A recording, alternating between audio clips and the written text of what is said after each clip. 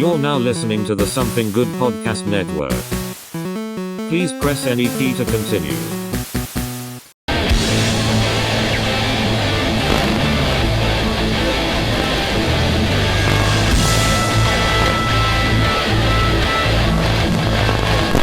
Alright everybody, and welcome back to another episode of the Brotatos on tour. We just got in the car and we're going to be heading out on another adventure, dagnabbit.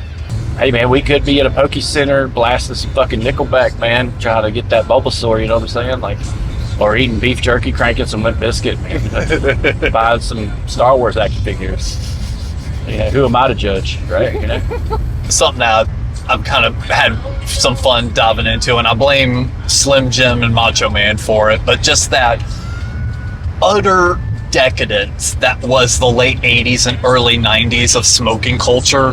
Oh, it's because awesome. it's like so taboo now, it's like so shunned. Oh, they killed it. And like that's like kind of part of the charm for me. Yeah, I got killed, man. Fucking, they murdered that shit. Mm-hmm. Well, that's the thing is, like, you know, you're not gonna find, like, you know, vape duffel bags and shit like that. If you suck down 50 Miami Mints, we'll send you a keychain. Get your raspberry cotton candy vape. Like, Juul isn't putting out that kind of shit, you know what I'm saying? No. Or maybe they are, I don't fucking know. maybe you can get like a Juul lunchbox. Well, no, I think it's... So, at the shop I work at, we have, like, reward points and discounts and stuff like that if they, like, sign up for an account. However, we can't provide reward points and discounts on anything nicotine-related. Because it's federally against the law to provide incentives for nicotine purchases. So I feel like the lunch boxes and t-shirts and flashlights and shit all fall under that incentive to make your nicotine purchase. Man, I'd never wanted to smoke a cigarette a day in my life. Then I got me a Marlboro koozie. That changed it all. And that's what did it for me, boys. That goddamn koozie. All right, here you go, some Van Halen guys.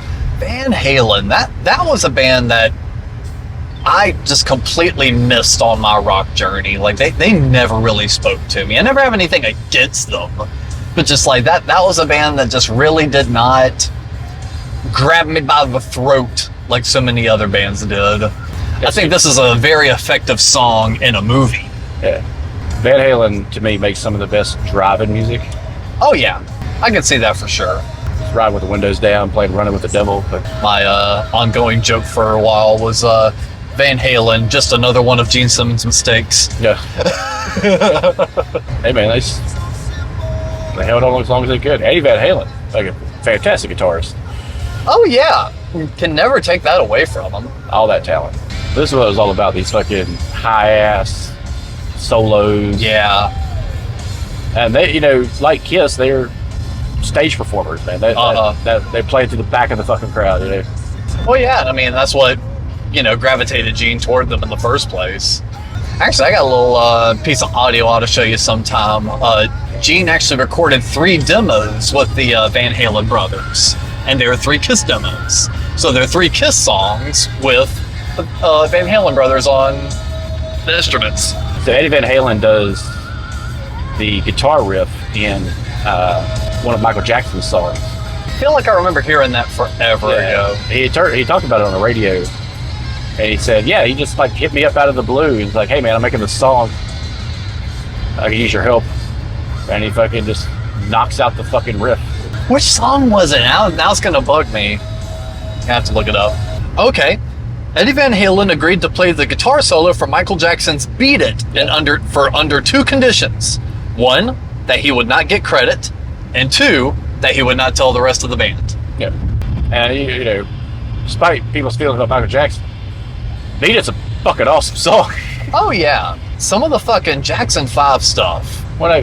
His whole career he made great music. That was one of the fucked up things one of the guys said. One of the guys who's one of the kids that got molested, he's like, you know, the hardest, you know, if a fucking song comes on, he's gonna tap his goddamn foot. Yeah. Like that's the fuck. He's like, he thinks about that. Like it's like his music is that good. Like I was gonna say it's the same thing with Bill Cosby. Yeah, you separate the art from the artist. Yeah. You know, granted, I will say I wasn't a Cosby Show fan.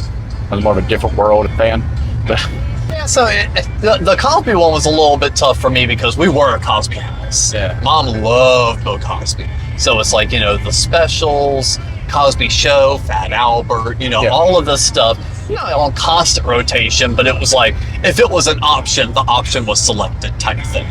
So it's like that one was a little tough to be kind of like, he was kind of like my cool TV uncle. And like, now I can't see him that way anymore. It's a little tough. That's like Kevin Spacey. I love Kevin Spacey movies. Yeah. Granted, I am not a young actor in Hollywood who yeah. But, might have a slightly different perspective if were. If you want to meet a villain, that's you picked the right fucking one. Yeah, that's the thing. He always did play a really good villain. Perfect every time. And like, he played an ambiguous villain. Yeah. So like, in movies like A Time to Kill, he's a prosecutor in that one. He's not technically a villain. Mm-hmm. He's the antagonist, but he's not a villain. He's a prosecutor doing his job, which was to, convict Samuel Jackson of killing 2 guys who raped his daughter. Like this, in all intents and purposes, you just turn him loose. You just turn Sam Jackson loose because he killed those 2 guys. But, the law states you have to prosecute. So. Right. But goddamn, he played an evil prosecutor. He played Lex Luthor. He's one of the best guys to ever play Lex Luthor I've ever seen. He was in the Brandon Routh Superman movie. You didn't like Social Network guy? No, he looked like he took a bunch of them. Like he drank like a bunch of 5-hour energy drinks in like a stacker on top. And like he just like got fidgety.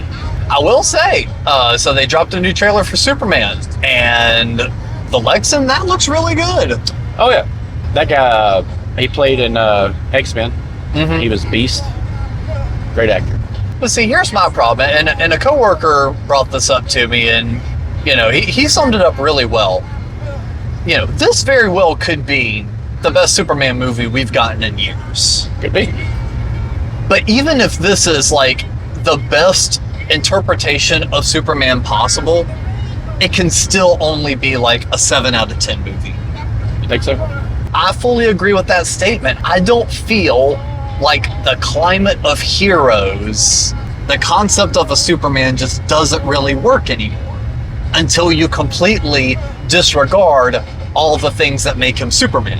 The things that make him captivating is when Superman's a little down, when Superman gets a little dark. But all of those things are not Superman. That is so, the opposite of what this character is.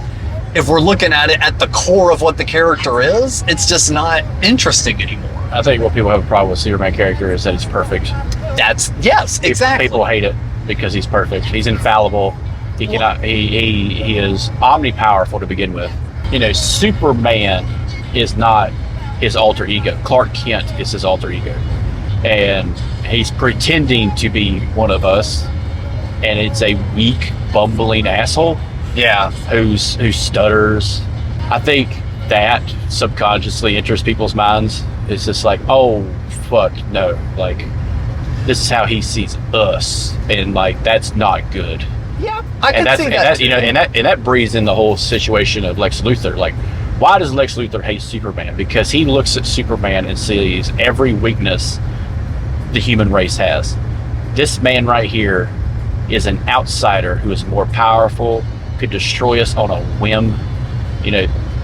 Out of fear alone, Lex Luthor hates Superman, and that's it. Yeah. Just out of fear alone.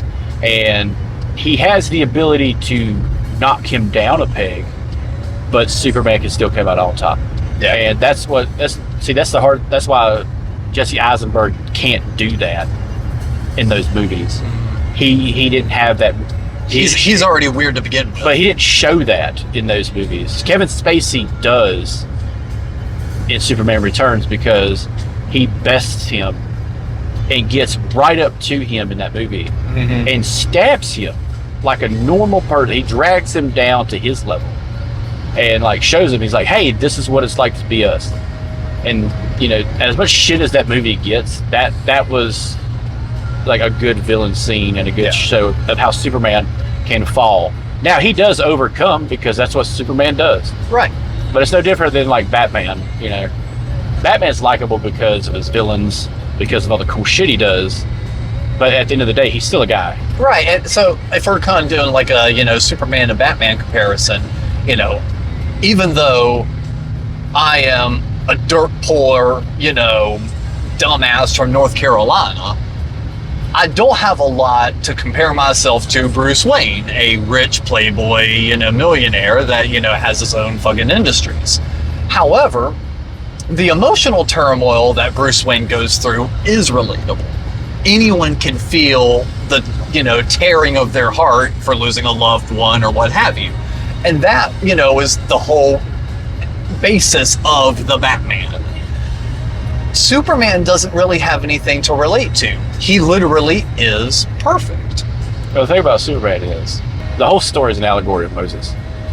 His parents died, and he's taken in by someone else. It's the whole allegory, Whether it's floating in a manger on the fucking Nile or flying through fucking space. Yeah. That's exactly what those writers were shooting for when they wrote Superman.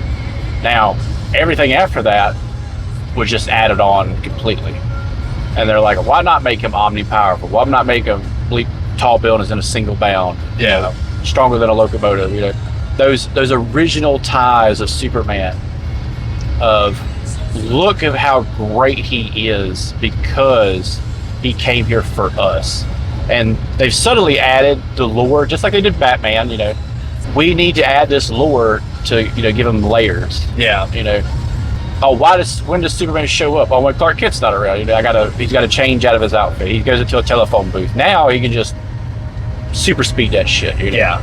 It's like retconning the original retcon, what I'm saying? Like, and we constantly do this. Like, with, Batman is a child who loses his parents. Superman's a baby who loses his parents. So, like, it's not about who had it worse or who had the loss. But you gotta think about this. Batman is raised by Alfred, has every amenity because of his, wealth to be taken care of to a point, right? With Superman, it's two farmers. They show him humility of being just a person. Look, this is salty the earth people. Yeah. And that's why Superman's morality is up here every fucking time. Batman's morality is based on seeing crime, taking care of crime. That's taking care of business. That's literally Superman. That's literally his whole shtick. Is my moral high ground is here because I was raised by these salty the earth human beings who weren't strong, who weren't rich, who were limited in what they can do. And you gotta think of this, they took on a child that is omni-fucking powerful. And it goes two different ways. It's Superman or Brightburn. Like, it only works two different fucking ways. There ain't much a middle ground on that situation. So with that being said, the great thing about DC Comics and those two characters is you could just make those two movies. Yeah. Superman and Batman. And no one would give a fuck about any other DC property. No one would give a fuck about a Green Lantern movie or Flash movie, whatever. Yeah. As long as you just made Batman and Superman movies. Marvel has, a tapestry. but like you could make X-Men movies, Avengers movies, there's not one person that represents Marvel, But these two guys, they're fucking D and C, okay? That's it. You only need two letters, all right? Batman and fucking Superman, D and fucking C. Well, Wonder Woman. Take out her movies, the legacy of Wonder Woman. But Wonder Woman is a third wheel on this, on the kind of, you know what I'm saying? Like, if you ask people, hey, name a character from DC, it's Batman or Superman. Yeah. Now, the weird creation of Wonder Woman is kind of funny. The couple that created Wonder Woman, yes, were a polyamorous couple who were into bondage, which I love that. that is pretty wild. Pretty wild. So one of Wonder Woman's weaknesses was if she gets tied up, she's fucked. Yeah. Probably literally, I don't know. But well, that's why she also had the lasso. But if you tie her up, she loses her powers. Yeah. Which I think is hilarious because what's fucked, like, so, like, think about this. You're creating let's say Superman. Yeah. You're creating a Superman. His main weakness is remnants of his own goddamn planet that blew up. Yeah. Think about how fucked up that is. The literal essence of what your world was, your parents died on, is your fucking weakness. That is perfect writing. Like, he can't even touch his own fucking home. Yeah. Or it kills him. That was spot fucking on brilliant. Yeah. You know, Batman, you know, his weakness is his morality. You know, doesn't, you know, not just that doesn't kill, but like this constant rigmarole of catch and release, you know, oh, they escape, I gotta go catch them again, you know. Right. His weakness are his villains, you know. And just being a human being. But like, I still also like not to interrupt too hard, but I still like the ultimate theory that Batman has been trapped in Arkham the whole time. Oh yeah. And all the villains he sees are like members of Arkham that are like just trying to actually help him get through his trauma. Yeah. But yeah, so just all that to say, like, I am interested in the new Superman movie. I might watch it, but just I still don't think it's going to be a blow me away kind of movie. Or a movie that I'll like really connect with.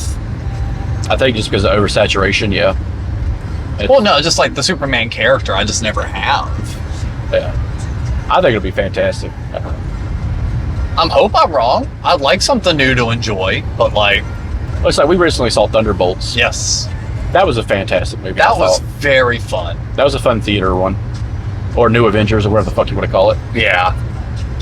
Talk about not even waiting to spoil that shit. Marketing was immediately on that, like a week after. Hell yeah. I like that kind of thing. I thought that was, you know, was neat. You know, it's got the little asterisk in there and shit. But no, I thought it was a very well done movie. I like how Void was kind of an allegory for depression and how that can kind of like overtake. They did a very good job of balancing showing that these people can be redeemed without redeeming their actions. Yeah. If that makes sense. The cool thing about Thunderbolts, Marvel does this thing where it wipes the slate Yeah. on potential problems. One was Taskmaster. Yeah. Now, I heard some concept shit about what they were going to do. It sounded hilarious. Like, what it was like, she would continuously try to kill U.S. agent, Yeah. but her memory would just be garbage, and they just have to remind her, hey, like, don't kill him. Like, that would be her, like, that was going to be her shtick, because she has memory issues. Yeah. And it's just like, oh, that would have been fucking funny. Yeah. You know, Why didn't they go with that? because they, you know, they want to shorten that cast, man. They want to, you know, Taskmaster is kind of a hard one to tell too, with what they have right now. Yeah. Okay. I remember you being... Taskmaster was a perfect assassin, Yeah. and I like what they did with her. Hey, she's a victim of one of the Avengers who was trained like Black Widow, but her training was to identify Avengers and mimic them Yeah. and use that against them. So like when you first see her in the Black Widow movie, she's moving like Hawkeye, kicking ass like Cap, moving fast like Black Panther. You know, she's doing what Taskmaster does, which is fuck shit up. Right. All right, fantastic, guys. You nailed it, dude. And when you killed him, good, because this would have been a problem later on.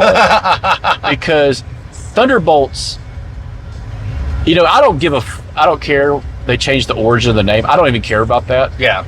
That was hilarious. Hey, why are we called the Thunderbolts? Oh, because of our shitty little soccer team. Yeah. Well, the Thunderbolts are named after Thunderbolt Ross in the comics. So like, Right. he created this. Red Hulk created this fucking team to kick Avengers' ass. Yeah.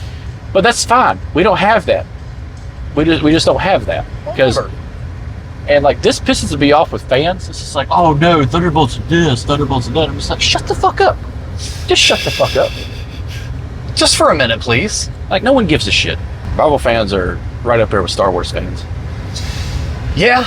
And both of those fan bases are slowly making me want to disconnect from the community online, because I'm just like, y'all are making me like not want to like be associated with any of you.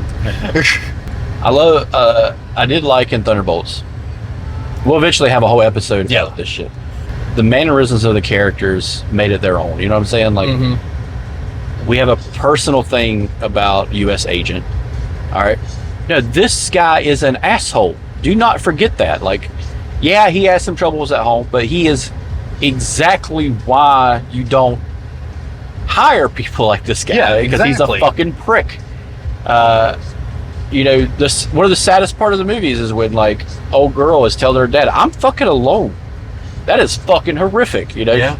And you know, Red Guardian, you know, just defunct Russian Captain America, you know, never got that good shit, that good serum. Yeah, never got that pure shit. And like, here's the thing: U.S. Agent is technically stronger than Captain America.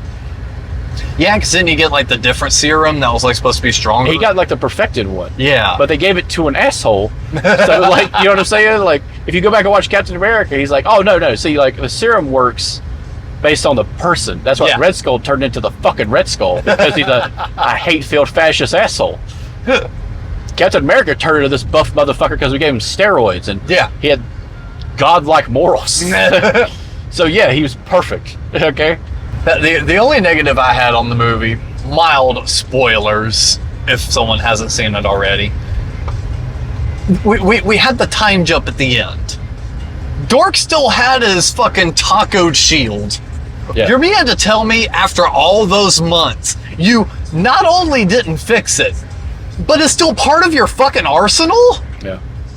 It just goes to that whole conversation they have at the end. It's like, they're not the Avengers. Yeah. But they're the Avengers. You know what I'm saying? Yeah. Like, the money's not there, guys. That's how I see it. Like, the money's not there for them. He couldn't have flattened it out, like, just, like, put it on the ground, start stomping on it or jumping on it or some shit? Yeah, but, like, I think but that kind of goes to the whole thing, is it's like, see, guys, like, the Avengers, their shit would have been fine. Yeah. See, Cap buffed off the blood on his, you know what I'm saying? Like, nah, they had that ability, because Tony Stark was funding that shit. We don't know who's funding the new Avengers. The CIA, technically, because it's old Elaine. Yeah, Julia Louis-Dreyfus is the fucking owner of the new Avengers, apparently. Yeah. Now I'm going to say this is more of a realism kind of thing. I know there were reshoots, and like, if you go back and watch anytime she shows up in the MCU, her hair's always different. Yeah. They oddly made her look like Tulsi Gabbard, the head of the National Security Agency. Yeah, so that they commented on that. That's weird. Supposedly, a lot of those reshoots happened months before that like thing happened and it was televised. That was one of those very bizarre coincidence situations. But when you're watching like an intelligence hearing, and she's like, "Yeah, I think we could hunt people." What? Like, what the fuck did you say? Huh? And then you hear the fake character being less evil. Yeah. Like,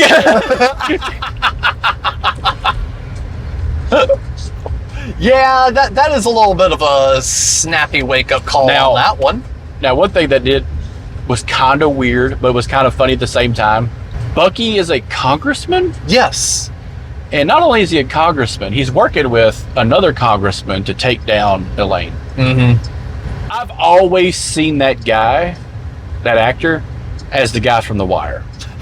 That guy will always be that guy from The Wire. So all I could think of was him putting her in a corner, putting a gun in her mouth, and being like, "Where is the motherfucking drugs?" That's all I saw. He was talking. That's all I fucking saw was like The Wire. Which is just if people don't know, The Wire is a hardcore gangster and cop series about Baltimore.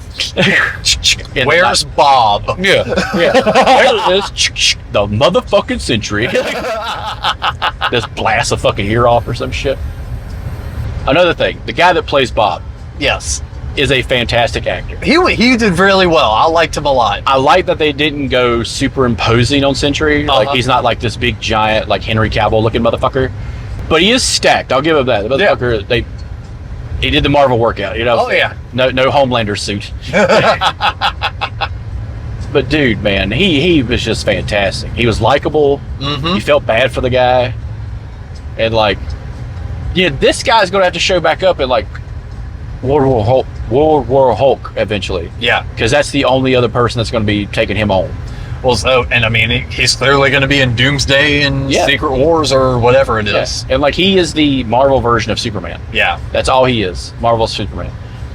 But okay, if we want to kind of draw those comparisons, I feel that Bob Sentry is a little bit more relatable because of his origin and how he got there.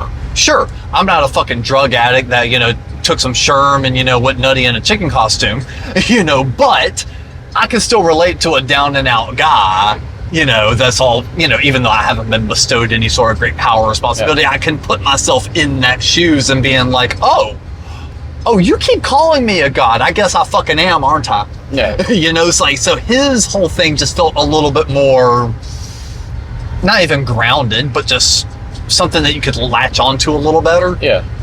Well, it's because he got his powers. Yeah. He wasn't bestowed them because of birth.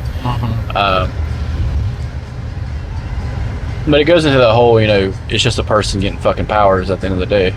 That's what it really comes down to. Sorry, I just noticed that. The NASCAR car wash. Oh, yeah. That's funny is my parents worked at a factory that made car washes. Yeah. Never liked these. Cranked some Randy up in this bitch. Y'all know about Randy. Get in the comments. Like and subscribe, or whatever the fuck you do. I'm so making a Randy shirt. Yeah. It should just be Randy Marsh. Yeah, just the logo. No, it should be Randy Marsh. Okay, now I have to do an AI voice change with this song and make it Randy Marsh singing it.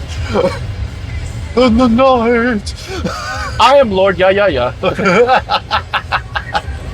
thought the person had a mask on. I did too. They had a gold iPhone in their Yeah. I'm like, damn, it's rocking a fucking supervillain mask in the middle of the afternoon. Did they just get back from Brad's? Hell yeah. Brad, who is that person with the mask? And that's where we're driving, guys. We're driving a Crazy Cool again. Hell yeah. Gotta check out his new band room. That's what I heard. He got a band room. Beast in the night.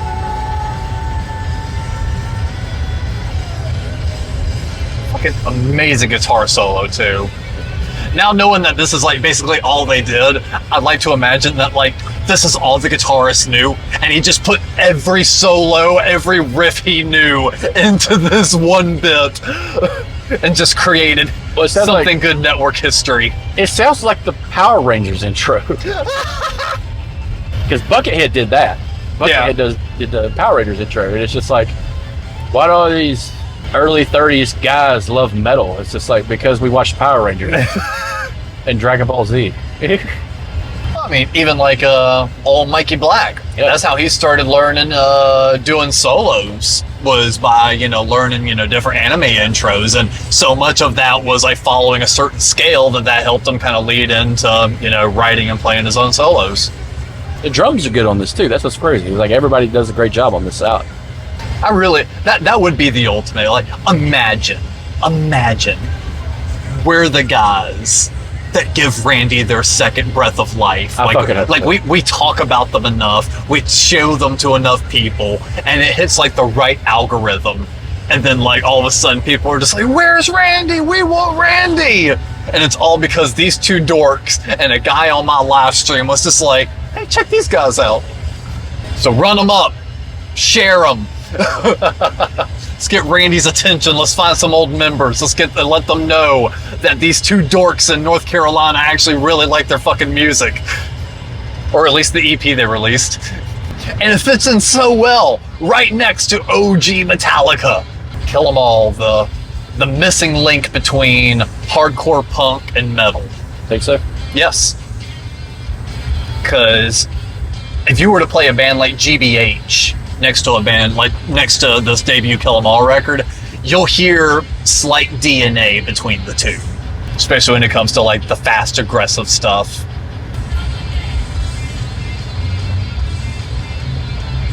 What's probably the best major concert you've ever seen? Ooh, that's hard to say. Like, have you seen a Metallica or an Ozzy or a Van Halen live? No, I had the opportunity. I just said no. Yeah. The best shows I'll tell you a show that I fucking loved. It was at Brad's. I knew you were gonna say that. That's why I said major. But like this is the Shout out to the rim. Yeah, shout out to the rim. But it was the Biters, 21CG, Crank County Daredevils. That was perfect. Hell yeah. Perfect. Now, I've never been to a big one. I was going to go to a Rob Zombie one when I was younger. Right. It fell through. But oddly enough, I get offered to go to shows of bands I don't like. But rarely to bands you actually want to see. Yeah, so like my aunt is a Red Hot Chili Peppers fan, and someone offered me free tickets to see them live. Yeah. I declined because like any normal human being. I'm just not a big fan of that band. They're not bad to me. They're just like, it's not my bag. Yeah. But I told my aunt this, and she was like, "What the fuck is wrong with you?" Which is like if I said I had tickets to see Kiss, and I was just like, fuck them. Yeah. And you would be like, what the fuck? Like, what is wrong with you? What do you mean you had 3 tickets to go see Kiss? I wouldn't pay for a ticket, but for free? What the fuck, bro? Yeah. All right. Well, we've made it to Crazy Cool Collectibles. Let's go hang out with Brad for a little bit. Go see his new band space, and we'll check back in a little bit. Well, we are back after visiting Brad at Crazy Cool Collectibles and getting some damn good food over at Heavenly Hoagies. So shout out to those guys. Fucking awesome. Delicious. Yeah, that was some damn good food. It goes great with the thickness. Oh, yeah. I'm gonna say he's got himself a thick Charizard, and I got myself a thick Pikachu. In addition to finding this awesome Luigi wind-up pull and roll kind of toy that probably the spring and everything on it's all shot to hell, but hey, it's gonna look good on the shelf. And you, Chris, Stacks on stacks on stacks. this is like a third of the Yu-Gi-Oh collection that this guy just picked up. So, Yu-Gi-Oh, right? Huh? Yeah. So what about, I did not strike you as someone that really cared this much about Yu-Gi-Oh. Well, for one, if it's free, it's for me. That is also the case. But no, man, I played the fuck out of Yu-Gi-Oh when I was a kid, man. Yeah? Going into high school, like up to like sophomore year of high school. Yeah, see, just for some reason, it was- Yu-Gi-Oh did not seem like something that would be like on your radar. I just like playing games, man. Yeah. It's a strategy to it. Like, I couldn't get it. I never got into Magic. That was the thing. That was one card game I wish I got into because that seemed like a really fun one. I mean, is there any nerd community at this point that isn't fucked? Not really, no. And this episode of the Couch Potatoes is brought to you by Take 5. With all the newer candy bars out now, we've talked about during Halloween. What would you say, Billy? Like out of the newer ones, what is like the best go-to one? I mean, honestly, I really do like this one. Like, you know, of course, no fucking sponsorship, but like, it's got everything you like in it. It's got pretzels, caramel, peanut butter, peanuts, and chocolate. So it was like all the things you'd kind of want in a candy bar, this basically covers. And another Cybertruck. Oh, man, we're at Mooresville, man. You're going to see a shit ton of those. And a woo-woo. Woo, woo. Fire. Bum, bum, bum. Fire. Bum, bum, bum. No, man, out of some of the Reese's sticks are really good. I don't know if you've ever had those. The which ones? The Reese's Sticks? Sticks. I've not had that. It seems like I've seen them in stores, though. It seems like it's kind of like their answer to the Kit Kat. Yeah, that and Twix, yeah. Yeah. I'm interested. It's not bad, is it? That's wafer and chocolate and peanut butter. So. And I'm not really a sweets guy. Like, I've had that in my bag for like the last 4 days because I just grabbed it on a whim when I stopped over at the little sandwich shop they've got at our work, and they had all the candy bars lined up. It's like, yeah, might want a little something sweet later tonight. Might as well. Something else that Chris brought up when we were enjoying our kick-ass sandwiches. Much like with our timing of everything, as soon as we discuss something, the internet has to provide more context. We finally got the first official poster for the King of the Hill revival. Hell yeah. So what do you think of that? Hank looks like Hal. I've not heard that take yet. Hank looks like Hal. His buddy, Drew Carey. Okay. He's not wearing work boots. Nope. He's wearing a regular shirt. So I'm assuming he's like a manager now, finally. See, I'm getting manager or retired. He'll be retired. I was getting retired by the color of the work shirt. Yeah. Or the color of the shirt. To me, that says retired color for Hank. Yeah. Like he's working at home a lot, probably. Uh-huh. Probably building shit, doing shit. Wouldn't be surprised if maybe if there's got like a farmer's market or something and he's like doing wood shop things and like trying to sell them for a couple extra bucks. It would be hilarious. And I would love to write this episode if Hank retired and became a shop teacher, an actual teacher, not some substitute bullshit. I'm talking about, and become teacher of the year at Tom Not Landry. no substitute teacher bullshit. That would be a kick in the teeth. That really would. But like, Especially Peggy would not be able to display her fucking trophies anymore. no, she would. They just wouldn't be as big. Another thing I noticed, like going back to the poster, he's the only one without technology. You notice that? Like everyone's got a smartphone, Oculus or whatever the fuck, or there's a 5G tower in the background. There's a drone. Well, I think that's going to kind of play a part of the narrative. How everyone else in the alley seems to have kind of adapted to technology and made it part of their lives. Even Dale. Yeah. But then Hank is still going to be one of the few holdouts and being like, it's not for me. Yeah. For some reason, the visual of Boomhauer with an iPad made me smile way too hard. You notice how Boomhauer looks older? Mm-hmm. Okay, suntan finally got to him, yeah. I was going to say, I saw that fucking tanning bed. Oh, yeah. Tanning bed got to him. What I did find interesting, though, was that Dale seems to be the most plugged in. Yeah. I think he's embraced, like, because they never really hit on it on the show much about the internet. Mm-hmm. But I think that's like that'd be his bread and butter for conspiracies, you know, living in the, you know, somehow future. My first thought when I saw him with the AR, AI goggles, whatever, was him being so tapped into the deep web and constantly surveilling everything. Because I saw one comment online called it perfectly. Someone said, I wonder if Dale's going to be considered QAnon. And someone replied, Dale probably considers that, quote, baby's first conspiracy. And I'm just like, yes. He's even further. He's like, QAnon is part of the conspiracy. Yes. Distract you from the real enemy. The beast. Yeah. Correlating your data, Hank. But I did like the little pull that Bill barely looked any different. Looked like he maybe had like an extra 10 pounds around the waist. Like he had a little bit more of a gut. But that was about it. Well, he's also using like Megalo Eats. Yep. So like I think his convenience is kind of kicking his ass in it. Because he's probably retired by now. I was going to ask, do you think he still cuts hair? Or do you still think he's like employed by the government? Well, here's the thing. So dates aside, okay, because they had to retcon some stuff on dates. Bill joins the military in the mid-70s. By 1995, he's 20 years in, and he's an E5, so he should be retired as a non-commissioned officer, so he should have gotten full benefits by the end of like season 3. Yeah. But well, you know, the retcon in time, I imagine he's probably like 5 years retired or some shit. He probably owns his own house. He probably owns his house outright, so just living off retirement, doing nothing. Yeah. Living with Con. Smoking brisket, man. Just yeah, and probably by the time this episode comes out, we'll be hopefully seeing some information coming out from the panel that's going to be happening in a week or so. So they're supposed to be given like an exclusive sneak peek, which you know that's going to end up online and shit like that. So I'm cautiously optimistic. Everything that I've seen so far has been putting me a little bit more at ease.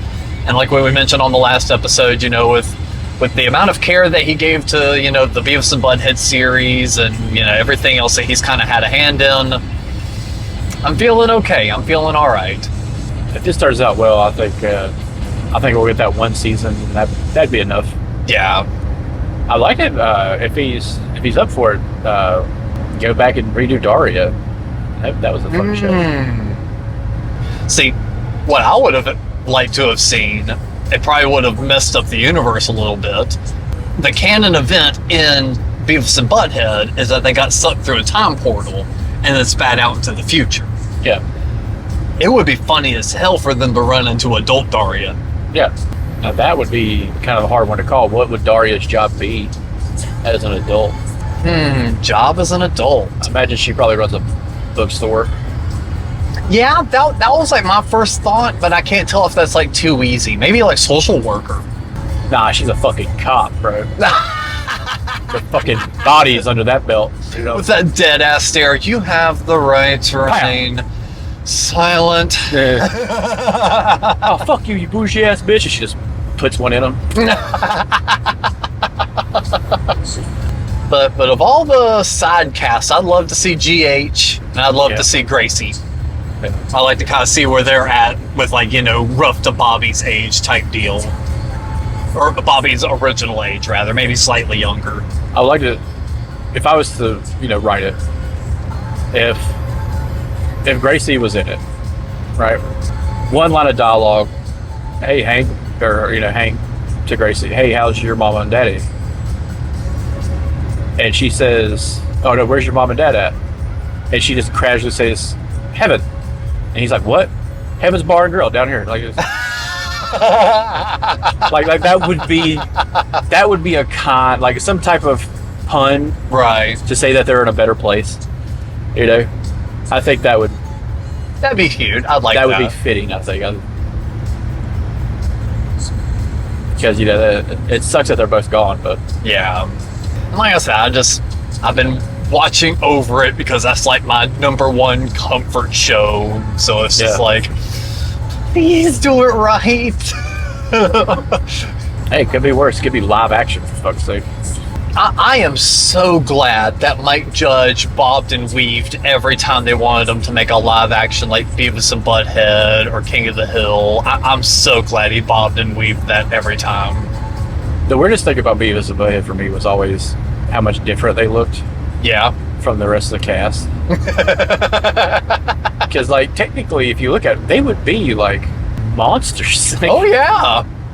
to look at. Like, Giant heads. yeah, like, the way their bodies contort and shit. I'll tell you a show I kind of got back into rewatching was The Boondocks. Oh, yeah. God damn, I love that show.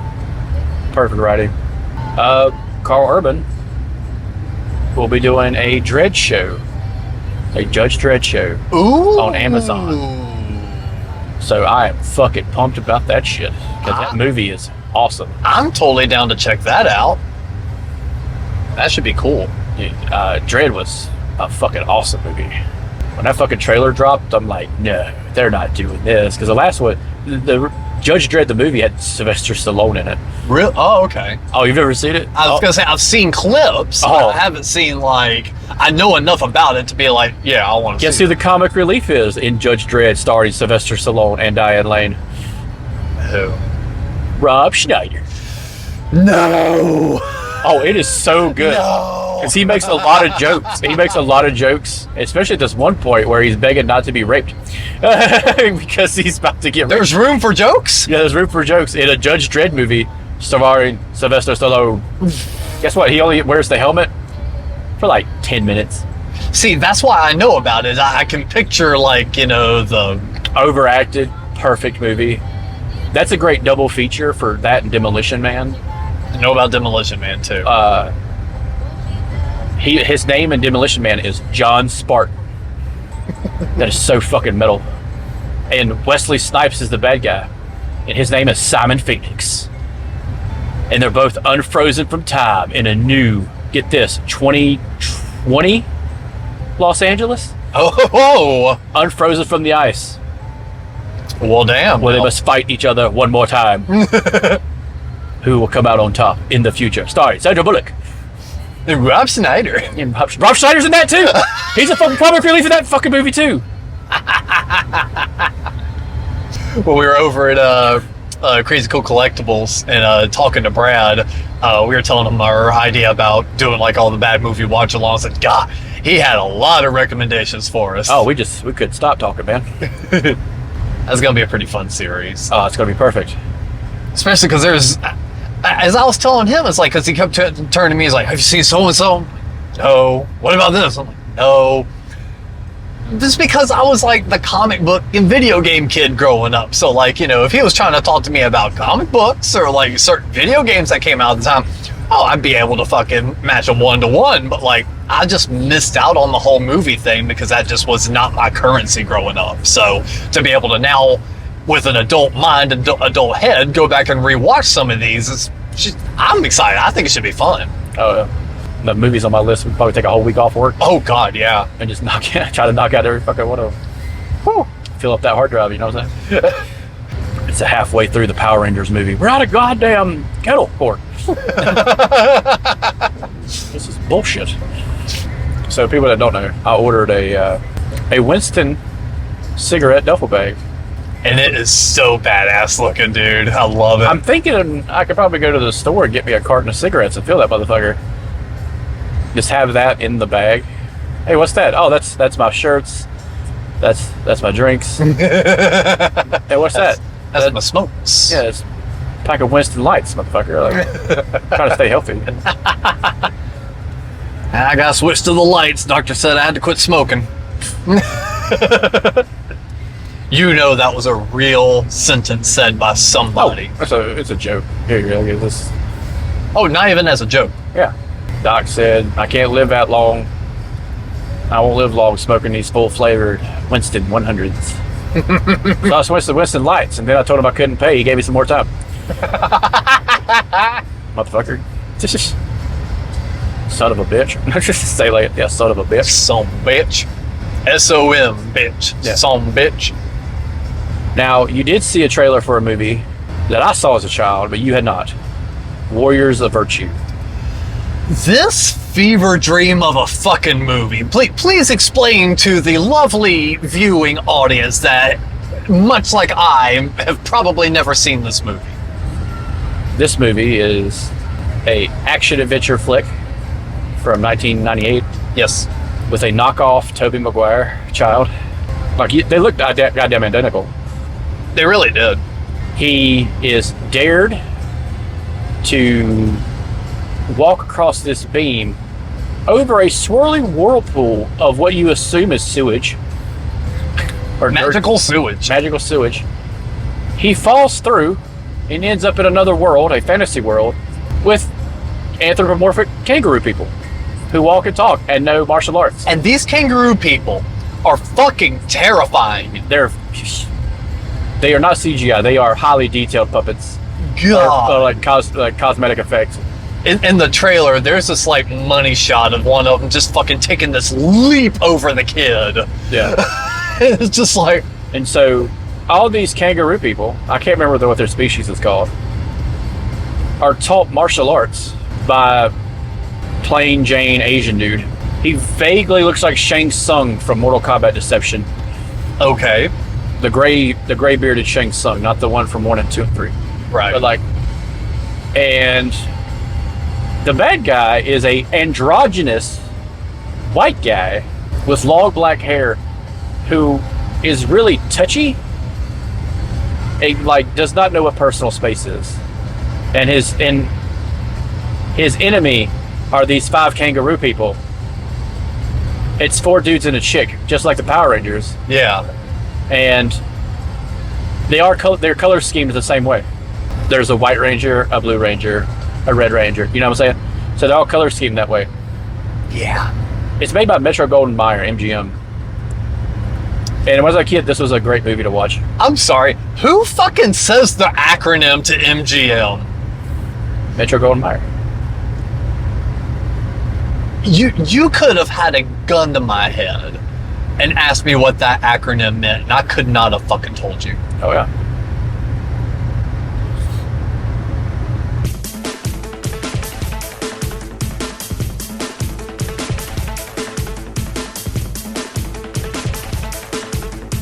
I don't know if that's going to be in the video. I don't know. That's a flashback. Yeah, Metro Goldwyn Mayer. It's like, you ever had a B&J's, the little wine coolers? Yeah. You know what B&J's is, right? By Wilson James.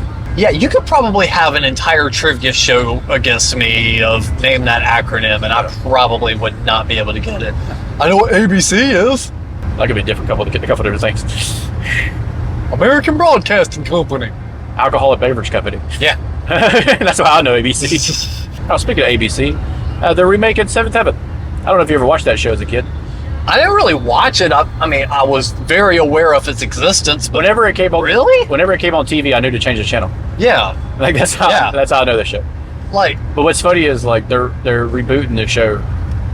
Apparently, why? I don't know. Is there a big resurgence of people wanting this fucking show or something?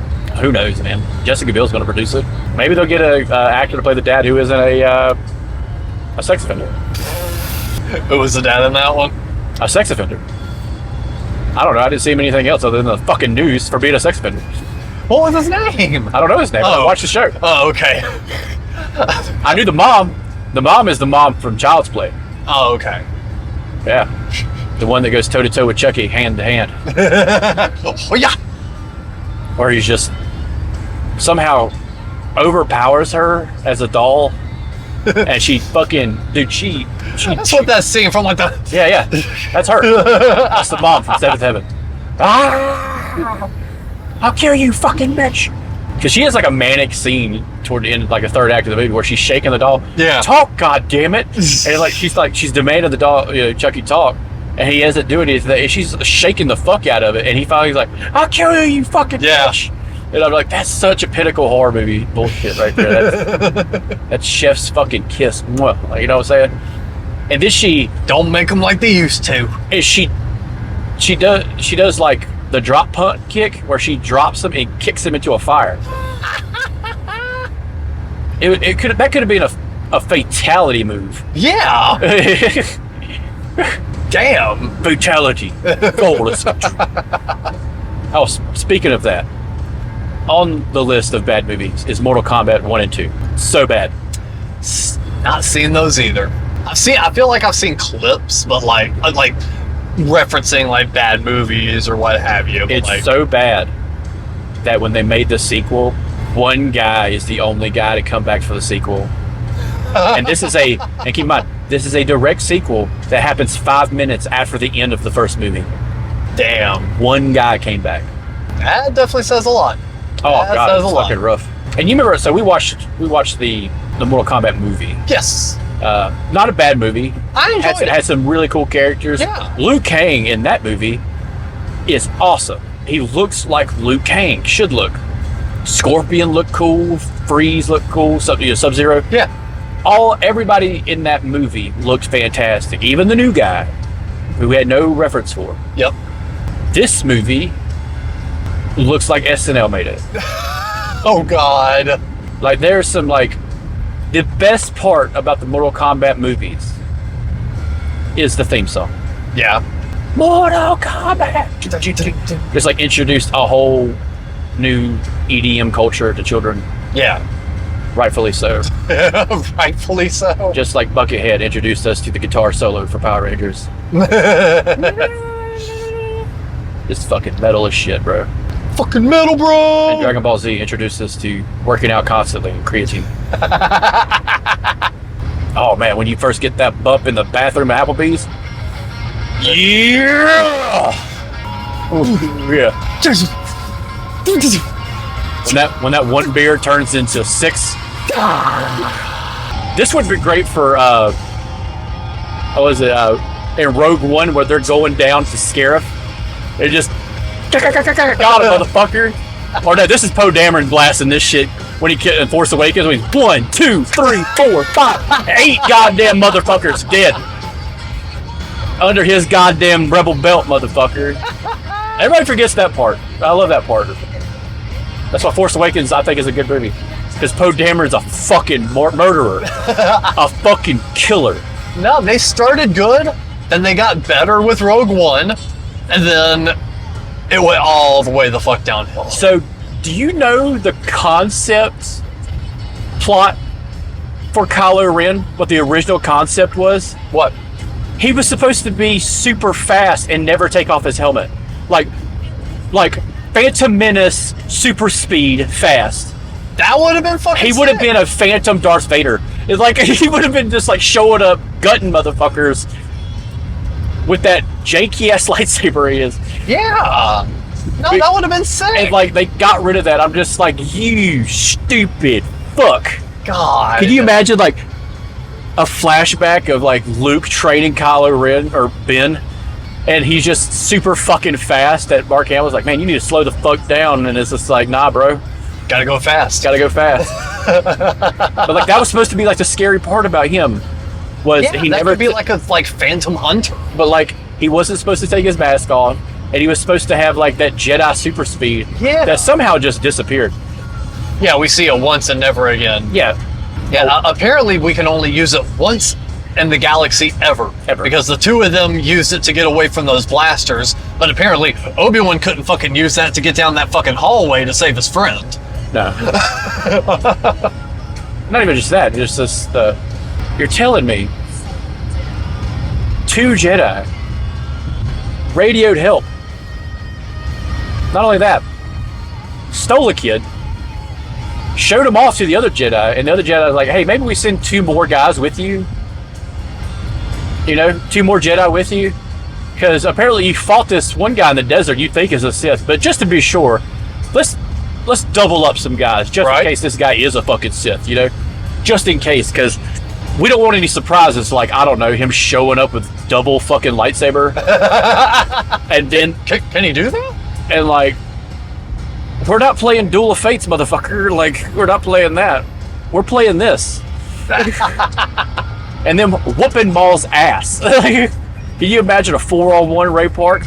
Well, imagine like this part where it's like, oh yeah, in the Gungan jungle. You say no, you are? You said in the jungle now. You said in deep doodle. God, that'd be hilarious. Instead of it, and you're gonna die. It's like, you said big doodle. And then cut to Anakin just destroying a whole fucking ship. No. Now this is pod racing. Yeah. Now this is genocide. I remember this was his theme song to Grand Theft Auto San Andreas when the trailer dropped. Yeah. And everybody was so fucking hyped. Watch that trailer now. Watch San Andreas, the trailer for PlayStation 2, and watch GTA 6, and just look how far we've come in society. Look at it. Look at it. You would vomit having to play a PlayStation 2 nowadays. God. You'd vomit playing a PS2 now, whereas Nintendo is pushing me into doing more and more retro stuff. Yeah. So oh, you like PS2 sounds pretty fucking cool right about now. You like owning shit? You fucking pussy. Well, fuck you, you can't. From the console to the game, you own nothing, and you'll like it. When Nintendo breaks my fucking Switch 2 because I wanted to play a real game on it, they're playing this song when they kick in the goddamn door. Can you hear me knocking? Cocaine eyes. Just gagged out playing Mario Kart 9. Doug Bowser just busts down the door. What are you doing? Did you let someone borrow your game? You piece of shit. And you're just in a fucking satin robe with your shotgun laying right beside you, and you're just like, what's up? My name's Gundalf. This is my magic gun wand. Alaka-blam. Bam. Let me pull out my bag of holding, my Winston duffel bag. Nintendo? Oh, you're that Pokemon company, right? Yeah. Well, you haven't seen one of the new ones. Glocky, I choose you. Use unregistered firearm. It was super effective. Nintendo called cops. Glocky's paralyzed. Gay. That's what they need. That's what the new Pokemon games needs. Just fucking verbal takedowns. It's like you lose a match and like you have to pay like Bugcatcher Gary, whatever the fuck. And at the end you can have like a response like, "Oh, good match," or "I'll see you next time," or "Gay." Man, I just thought something cool to do with that, with those cards. Yeah. Build a table and lay them out end to end. Okay. And epoxy it. Ooh. Like a thin epoxy layer. Just make a go. game table out of it. Then when you're ready to play, you just circle the cards that you're putting. I should use that one. Oh, you fucking prick. I knew you were gonna pick that one. Yeah. Oh, what were you gonna pick, fag? Guys, we're about home, so I think it's good now is a good time to start playing Kanye West's new song. And before we get demonetized for that one, thank you all again for tuning in, having fun with us, being a fly on the wall as we go on our crazy retro hunting adventures. And today came back with a bunch of really cool free shit. Again, huge shout out to Brad at Crazy Cool Collectibles. If you're in the area, definitely check them out. He's got a drum set. Play a little drums, play a little arcade. Push your nuts on his drum set. He'll love that. And listen to the man when it comes to sandwich recommendations. He knows what's up. But for this episode of the Couch Brotatos, I've been Alex and Chris. Do you have any sort of final thoughts? Don't trust the law. There you go. Fuck 'em. Fuck 'em. You've been listening to the Something Good Network. If you liked what you heard, you can follow us on Instagram and check out the other great shows on the network. Link is in the episode description.